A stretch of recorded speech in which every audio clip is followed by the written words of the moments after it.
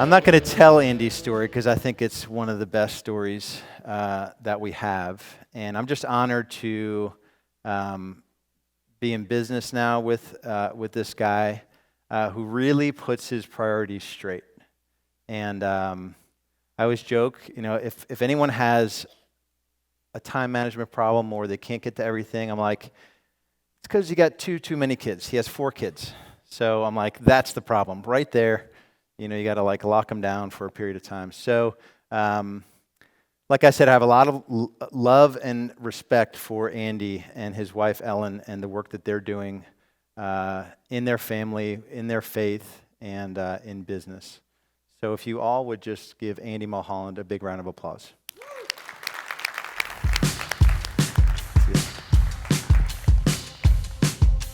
All right. Hey guys, you can hear me all right? Okay, so topic for today is stop selling and start building a business. And I guess for whatever reason, Lars decided I was going to be the guy to talk about this, so maybe we'll go into why. But this is a topic in an industry that probably isn't talked about enough. It's all about selling more, doing more deals, chasing the next person, on the list of top agents in your company. And that's what motivates us. It's a human thing. There's nothing wrong with that. But we're going to talk about that because maybe there's an alternative, and maybe we really need to look at this a little bit differently. I know I did, and I did pretty early on. So I have 3 things that I kind of want you to take from this, at least my goal is, so hopefully I deliver on that. The outcomes are, number 1 is I just want to share with you my story and my challenges. I can almost bet that there isn't anybody in this room who hasn't gone through some tough times in this business. As Lars had mentioned earlier, it is tough. I don't know a whole lot else. I'll share with you a little bit about some of the other things that I've done, but it's difficult. Man, this is a tough business. Why? Probably because there's people involved, right? I mean, just at the level that we're connected with our clients and with our team members and then our families, it can make it difficult. There's just the market. There's just all of these things that are coming at us all the time. So good for everybody in this room to be doing what you are doing and living at the level that you're living. So hopefully there'll be a chance for some Q&A at the end as well. So please write down some questions for me. I may deliver some information better to you through Q&A as well. So deliver them or write them down, and I'll definitely take any questions as well. The next thing is I want to talk about a potential roadmap. Now, I think we all know that there's a million different ways to do this business, right? There are some key principles that we need to follow, but everybody does. What I love about all of you is that everybody's doing it a little differently, and we can learn from each other, but it can be successful in many different ways. I want to talk to you about what I think is potentially a roadmap to shift from this idea that it's all about production and shifting into a business person's mindset, right? And there is a shift, and for me anyway, it was literally a mental shift from I'm selling houses to I'm a business owner, right? And there are, some things that may happen to get you that shift. Maybe there's a roadmap. I want to share with you what I think that might be. And then what are some of the mechanisms, right? So the mindset, I think the mindset is probably the most important factor in this, and being diligent and disciplined with our mindset. Number 2 are the systems. We have to have those systems in place in order for our mind to be free to have the right mindset, I believe. And then leadership and management and the people aspect of that. So important. So those are my outcomes for today. Let me just start real quick with, I'm just going to get it out of the way now.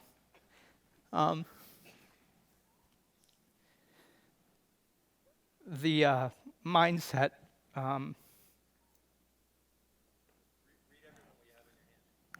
Yeah, okay, so I put a math equation. 7 times 7 divided by 3. If you do that, then you stop crying. They say your mind can't get emotional and do math at the same time. The hard part is I can't do math either, so I only am left with the emotion. But so anyway, so yes, thank you, Lars. The Mulhollands, these are us. These are the Mulhollands right here. So we've got 4 kids, Noah, Grant, Grace, and Leo. And 49 divided by 7 times 7 divided by 3. My wife, Ellen. So I'm going to keep moving with the picture. But those are the people that drive me to do what I do. As I know you all know, you've got people like that in your life that drive you to do what you do. So I started in real estate in 2010. Prior to that, I drove a limousine. It was a second job, but it was a full-time job. My wife and I were newlyweds, and we were, had the typical debt, right? So we had car loans, we had student loans, we had the things. My wife had student loans. I never went to college, but worked for my dad full-time. He owned a marketing company in our small town in Rochester, Minnesota. And we decided we were going to pay off our debt. And we didn't know how we were going to do that. And part of Dave Ramsey's plan is you sling pizzas, you do something, whatever it is that you got to do to pay that debt off. And you live like no one else so that you can live and give like no one else. And so that, for me, I love driving. I love cars. I love, just driving and that thinking time and all that. So I became a limo driver. I drove for a company who we would drive doctors and surgeons from the Mayo Clinic in Rochester, where we live, up to the Minneapolis airport and back. And so I did that. Oftentimes, weekends, evenings, and those kinds of things after I worked, with my dad during the day. I also worked through that, I worked through a company called LifeSource, where we actually would pick up surgical teams. I'd get a call in the middle of the night, and they'd say, hey, we need a ride. And so I'd go pick up the surgical team in the limo, drive them up to the airport. They would fly to I would drive them to a hospital in the cities. They would harvest organs to bring back to Rochester to use for transplants. And it's funny, my wife for many years was a transplant nurse, and so I'd always kind of have the heads up like, hey, they got this, lung coming, She was in heart and lung transplant. So I'd know before she would that there was something coming. So anyway, that was our life for a while until we paid off our debt. And we had 6 months of reserves saved, right? And it was just that focus of that's all we're going to do.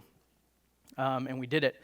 She did a lot as well. She picked up a ton of overtime and we paid that debt off. So now we're debt-free and we're thinking, what do we do? And this was late 2009.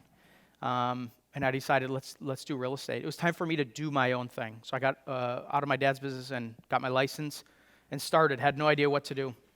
I did some model chasing. So the first thing I thought is, where do I go and who can I learn from? And so I went to a national brokerage there in Rochester, and a guy that had done really well in our town, and I learned from him. And what I quickly realized is he's been doing this 20 years, and he's on the phone every Saturday calling for sale by owners and expired listings. That's not what I want to do. I was a little bit like, oh, shoot. Like I just got into this, like I was all pumped up, and that's what it's going to look like in 20 years from now? No thanks, right? He had a team, but he was in there prospecting for expired, taking his own listings. His model just wasn't what I wanted. So I'm like, okay, that's all right. So there's another company in town that I'm going to go to because there's 2 agents there I want to follow and see what they do. So I made the shift, went there, and it was the same thing.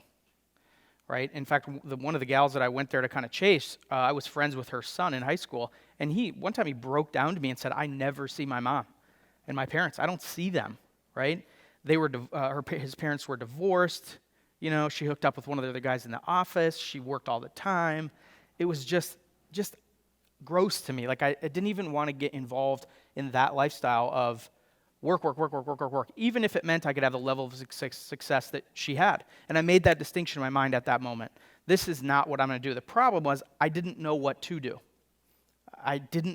There was no one in my market that was running anything like I wanted to run. So we had to find a different way. And really, for me, that was the shift, right? So that moment when I realized the other 2 people I wanted to follow were running a business that I didn't want, which really wasn't a business at all. It was a job. I had a shift. I'm going to figure out how to do this and run it like a business. I'm going to figure this out. And it was tough because I didn't know what to do. I fumbled for a few years, trying different things, trying different methods, following different people. Nothing really seemed to stick. And here I was still in production at a high level. Like my final year in production, I sold 110 homes on my own while running the team. Never should we go to that level, right? In other words, I let myself get so busy selling real estate, that I forgot about a lot of things back at home. So I got a hold of Lars because I saw some things that were going on that seemed different. Like, what do you mean out of production? What is that? Can you do that, right? I had seen some people do it, but I didn't believe it was possible for me. We talked about how we were going to do it, and we set a 3-year goal. And I'll never forget the conversation. I was in my house, in our little office off of our kind of entryway, and just this belief with disbelief, right? It was this belief that it can happen, but the disbelief that I could get there. But we set a 3-year goal, and that 3-year goal, he asked me, like, what do you want in 3 goals and 3 years as your 3-year goal? And I quickly responded with, I want the freedom to be able to buy an RV and drive all over the country not tied to my business. That's what I want with my family. That's what I want. I don't know if ever since as a kid, we used to go to South Dakota, we live in Minnesota, go to the Black Hills, and we always drove like this ugly old conversion van. I'm like, someday I'm going to take this trip in a giant RV with my family, and it's going to be a blast. We had a great time as a kid, but it was just something I wanted to do. But I knew that if my business didn't get to a certain level, there was no way I was going to be able to do that. I was trapped. So we set that goal, and we just got to work. About a year later, I was out of production. Took about a year of hard work, of building up some other people, of building some training, systems and processes to be able to get out of production. And it was like unbelievable. It was like, I've arrived. Like, this is the real deal. Like, I don't know, it's like my wife runs marathons, and at the beginning she always says, like, I don't know if I could do it, but when you get to the end, you're like, I did it. Right? And it's just this unbelievable feeling, and that's really how I felt. Didn't believe it was possible, and the feeling when you're out is great. I got sucked back in at times. As you're learning how to really build a business, you get sucked back in, and that's just part of the process, and I did as well. It wasn't easy. The next step in this process for me was building leaders, develop other leaders, and there were definitely some tough lessons. I tell you, leadership is, I think, marketing and systems, some of the key functions of our business are super important, but without leadership, and true leadership, it's impossible to build a business. And I'll tell you, I struggle with it for a number of different reasons. But, a lot of tough lessons there with people and learning how to balance expectations as well as letting people know that you care about them. How do you manage and lead somebody but still be their friend? Those lessons that, man, they're just difficult, at least for me. So I was down at that point to 1 to 2 days in the business. I had key people in my business that were running the day-to-day functions. We had built those systems. They were working. Our marketing was working very well. People were calling us. We weren't having to call them. And I was down to those 1 to 2 days in business. It was great. I remember that first summer I was able to do that. I basically went in on Tuesdays and ran our team advance day, our day where we did our meetings and really brought some accountability to that day and kind of talked to the team members. I was there. Otherwise, it was kind of touching base with people as needed throughout the week, and I was at home most of the time. And with 4 young kids, that was my goal, was to live life differently than everyone else seemed to live, where they had a 9-to-5 job. I wanted to live where I could be at home with those kids while they're young. And I was there. A lot of tough lessons. Okay, getting sucked back in. Okay, this person quit. All right, I got to go back. And that's tough when you're used to not being there. And that was kind of a back and forth for a while until we got it figured out. Then, kind of a lot of stuff hit the fan, right? And it has to do with my leadership. I think what happened was I felt I could get out, and I'm out now, right? They got it. I'm gone. See you later. And it just doesn't work that way. I still needed to be a part of that. I didn't realize the effect that I have on my team, and I think that's one of the big takeaways for me, and I would want to share with you, is don't forget the power that you hold as the leader of your team, right? I think sometimes we think, well, I'm just a person, I just worked hard for a number of years, and I've built this thing, and at least that's how I kind of felt, and man, they need you, and they look up to you, and they're intimidated by you. I was like, why would anyone be intimidated by me? But they are, right? And so to show up and just look at them and smile at them and say, how are you today? Like, in fact, I had a guy on my team come up to me and say, did you know the other day you went and talked to Heather and you just asked her how she was doing? She came back to me later and said, he asked me how I was doing. And I'm like, what's the big deal? Like, I didn't get it. And, eventually it dawned on me that the power that we have with our team. So there's a lot there. There's a lot of things we could talk about leadership, and that's a key piece of this puzzle. But that was kind of part of my story, was learning some of those pieces. So we had to build it back up. I lost team members. let's see, 2 years, or was it, so it's 2018, so 2017, early 2017, basically 2016 going into 2017, it was the worst time of my life. Just so many things. So here's where it all started is, okay, this is me fully leveraging myself as I never did my own CE. I would have my wife do it. She liked doing those things. She looked forward to quizzes. I didn't want to do it, so she would always do it. A gal on my team operations director would make sure everybody had their CE done. For some reason, it all got missed. And I was the broker, and we lost our broker's license. I was in a meeting. I'll never forget it. My agent comes in. She's like, and I'm like, we're in a meeting. We'll talk to you in a bit. She's like, I need to talk to you now. She's like, I just got an email from the DOC that says, we don't have a license.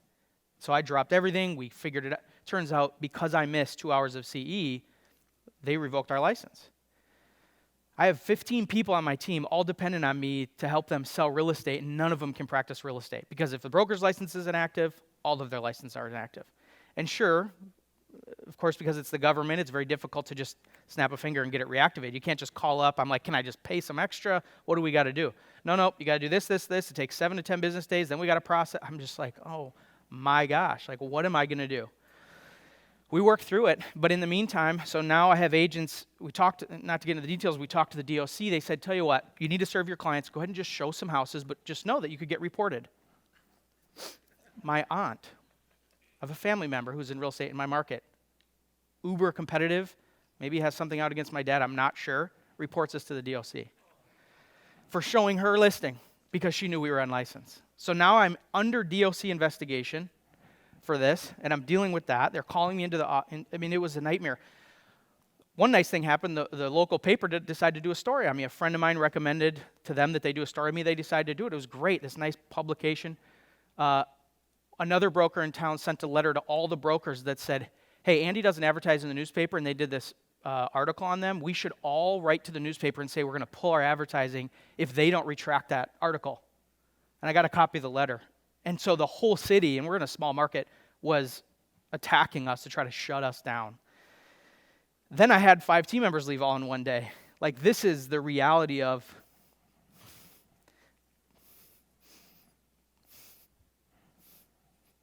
it's tough. You guys, we are fighting the fight.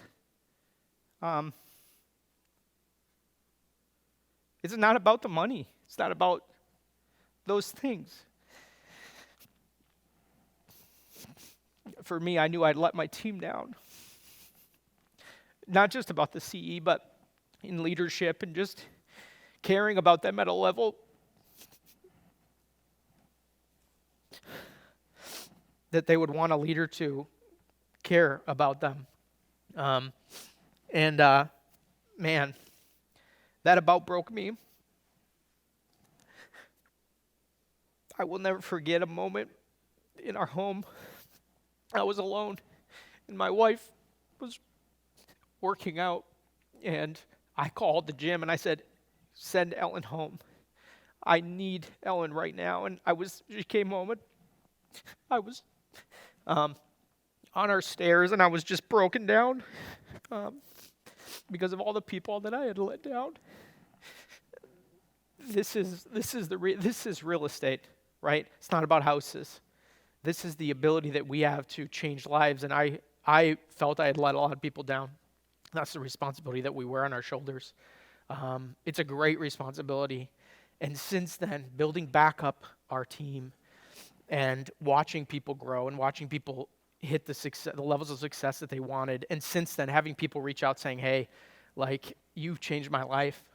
You know, we have the ability to be difference makers. It's not about real estate anymore. So that's my story. Probably the most exciting thing for me recently is I got out of real estate completely. We built our team back up. We had a great, really start to the year, and I decided that it was time for me to make a shift. And what's very cool about, I guess, my story, and I think why Lars had me build or speak today on this topic was I had built the business in such a way and personally had set myself up in such a way where I had a lot of options. I could continue to do it. I could not. I could get out. I could retire. do whatever it is that I wanted to do at that point. And I realized very quickly that, real estate wasn't serving me and my family anymore. It had done its job for us. And so that's when we made that shift. So for me, I have, shifted now into being able to pour into other people through coaching and other things as well, which I've been very excited about.